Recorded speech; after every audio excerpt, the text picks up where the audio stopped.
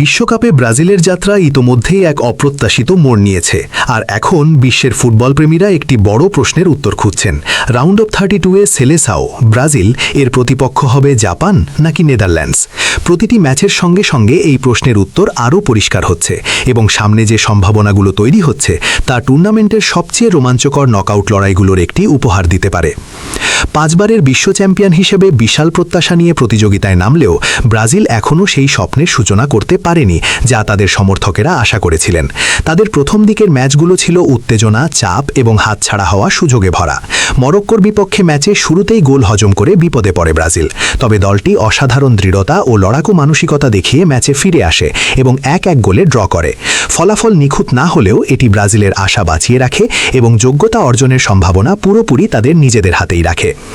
এদিকে গ্রুপের অন্য ম্যাচগুলোর ফলাফল পরিস্থিতিকে আরও আকর্ষণীয় করে তুলেছে। হাইতির বিপক্ষে স্কটল্যান্ডের জয় তাদের গ্রুপ সি এর শীর্ষে তুলে দিয়েছে, ফলে পয়েন্ট টেবিল অত্যন্ত প্রতিদ্বন্দ্বিতাপূর্ণ হয়ে উঠেছে, যেখানে বাকি প্রতিটি ম্যাচ চূড়ান্ত অবস্থানকে নাটকীয়ভাবে বদলে দিতে পারে। দুটি ড্র করার পর ব্রাজিল এখন টুর্নামেন্টের একটি গুরুত্বপূর্ণ পর্যায়ে প্রবেশ করেছে। তাদের পরবর্তী ম্যাচ 20 জুন হাইতির বিপক্ষে, যারা বর্তমানে গ্রুপের তলানিতে রয়েছে। কাগজে কলমে এটি এমন একটি ম্যাচ যেখানে ব্রাজিলকে জয়ের প্রত্যাশা করা হচ্ছে, তবে বিশ্বকাপ বারবার প্রমাণ করেছে যে প্রতিপক্ষকে হালকাভাবে নেওয়া বিপজ্জনক হতে পারে। প্রতিটি পয়েন্ট গুরুত্বপূর্ণ এবং ব্রাজিল আর কোনো ভুল করার সুযোগ পাবে না। এরপর 25 জুন স্কটল্যান্ডের বিপক্ষে আরও বড় চ্যালেঞ্জ অপেক্ষা করছে, যা গ্রুপের অবস্থান নির্ধারণে সবচেয়ে গুরুত্বপূর্ণ ম্যাচ হয়ে উঠতে পারে। ব্রাজিলিয়ান সমর্থকদের জন্য সুখবর হল রাউন্ড অফ 32-এ ওঠার সম্ভাবনা এখনও খুবই উজ্জ্বল। মরক্কোর সঙ্গে ড্রয়ের পর অনেক বিশ্লেষক মনে করছেন পরের পর্বে ওঠা এখন সময়ের ব্যাপার মাত্র। সমীকরণটি সহজ, ব্রাজিল যদি বাকি দুটি গ্রুপ ম্যাচ জিতে তাহলে তাদের পয়েন্ট হবে 7। এই সংখ্যা 2022 বিশ্বকাপে তাদের অর্জনের চেয়েও ভালো, যেখানে 6 পয়েন্ট নিয়ে তারা গ্রুপ চ্যাম্পিয়ন হয়েছিল এবং স্বচ্ছন্দে নকআউট পর্বে উঠেছিল। 7 পয়েন্ট এবারও তাদের শক্তিশালী অবস্থানে নিয়ে যাবে। তবে এবার একটি গুরুত্বপূর্ণ জটিলতা রয়েছে। বাকি দুটি ম্যাচ জিতেই যে ব্রাজিল গ্রুপে প্রথম হবে তার কোনো নিশ্চয়তা নেই, কারণ মরক্কো এখনও এই লড়াইয়ের বড় একটি অংশ। যদি মরক্কো তাদের বাকি ম্যাচগুলো জিতে যায় তাহলে তারা গ্রুপের শীর্ষস্থানের জন্য ব্রাজিলকে চ্যালেঞ্জ করতে পারে। সেক্ষেত্রে গোল ব্যবধান অত্যন্ত গুরুত্বপূর্ণ হয়ে উঠবে। মরক্কোর গোল ব্যবধান যদি ভালো হয় তাহলে তারা ব্রাজিলকে টপকে গ্রুপ চ্যাম্পিয়ন হতে পারে, আর গোল ব্যবধান সমান হলে শৃঙ্খলাজনিত রেকর্ড ও ফেয়ার প্লে পয়েন্টের মতো টাই ব্রেকার বিবেচনায় আসতে পারে। অর্থাৎ বাকি ম্যাচগুলোতে করা প্রতিটি গোল এবং পাওয়া প্রতিটি কার্ড চূড়ান্ত অবস্থান নির্ধারণে প্রভাব ফেলতে পারে। তাই ব্রাজিল শুধু জয় নয়, সম্ভব হলে বড় ব্যবধানে জয়ের দিকেও নজর দেবে। যোগ্যতা অর্জনের ফরম্যাটও পরিস্থিতিকে আরও আকর্ষণীয় করেছে। প্রতিটি গ্রুপের শীর্ষ 2 দল সরাসরি রাউন্ড অফ 32-এ যাবে। এছাড়া তৃতীয় হওয়া দলগুলো পুরোপুরি বিদায় নিচ্ছে না। 12টি গ্রুপের মধ্যে সেরা 8টি তৃতীয় স্থানধারী দলও নকআউট পর্বে উঠবে, ফলে তৃতীয় হলেও এগিয়ে যাওয়ার বাস্তব সুযোগ থাকে। তবে ব্রাজিলের লক্ষ্য শুধু যোগ্যতা অর্জন নয়, তাদের ইতিহাস, প্রতিভা এবং প্রত্যাশা অনুযায়ী তারা গ্রুপের শীর্ষে থেকে নকআউট পর্বে প্রবেশ করতে চায়। এখন আসা যাক সেই প্রশ্নে যা ভক্তদের সবচেয়ে বেশি ভাবাচ্ছে। রাউন্ড অফ 32-এ ব্রাজিলের প্রতিপক্ষ কে হবে, জাপান নাকি নেদারল্যান্ডস? এর উত্তর জানতে হলে বর্তমান টুর্নামেন্ট ব্র্যাকেটের দিকে তাকাতে হবে।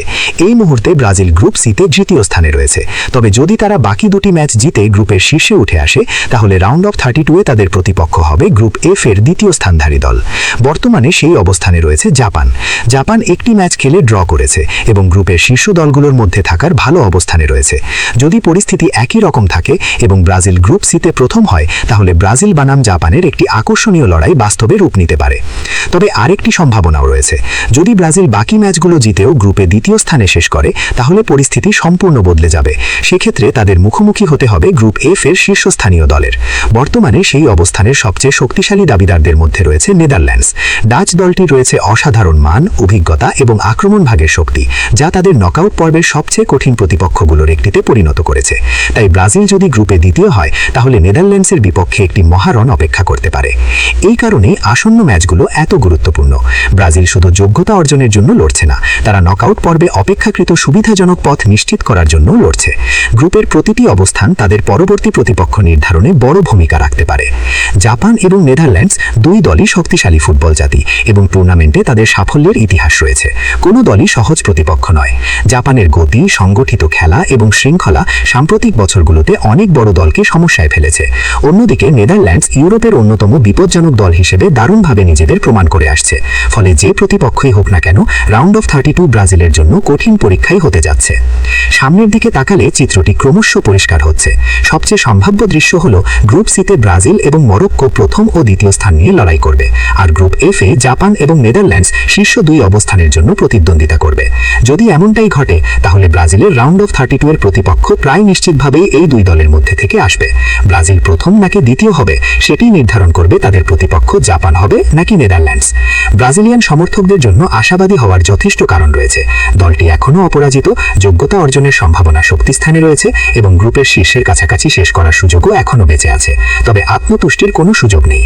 হাইতি ও স্কটল্যান্ডের বিপক্ষে ম্যাচ দুটি ব্রাজিলের ভবিষ্যৎ নির্ধারণ করবে এবং নকআউট পর্বে তাদের পথও ঠিক করে দিতে পারে।